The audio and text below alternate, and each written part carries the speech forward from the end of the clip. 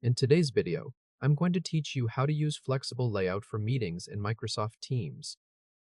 Open Microsoft Teams on your desktop. Once Teams is on screen, click Calendar in the left sidebar. This opens the area where you can start and manage meetings. In the top right corner, click Meet Now. A meeting setup window will appear. Click Start Meeting, then when the meeting opens, click Join Now to enter it.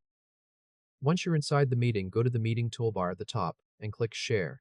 In the sharing panel, look under the Window section and select a window to share. This places shared content into the meeting so the flexible layout can be adjusted around. Now go back to the toolbar and click View. From there, click More Options. In that menu, select Add Shared Display. This changes your meeting view so you can see the meeting the way viewers see it. The layout now splits into two main areas. Shared content appears on the left, and the participant video gallery appears on the right. A thin vertical divider separates these two sections. Move your mouse over that vertical divider line between the shared content on the left and the video gallery on the right. When your cursor changes to a resize handle, click and drag the divider to the left. As you do that, the content area becomes smaller and the gallery becomes larger. So more video tiles can appear, or the visible tiles can look bigger.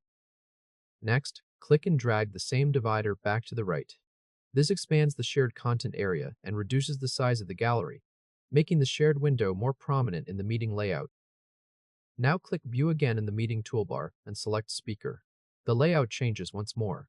You'll now see the active speaker's video in the main area on the left, while the remaining participants stay in the gallery on the right. From here, drag the divider to resize the layout again.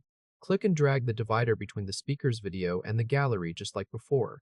Moving it in one direction gives more space to the speaker view, and moving it the other way gives more space to the participant gallery. If this helped, hit like and subscribe for more quick tutorials. That's how to use flexible layout for meetings in Microsoft Teams.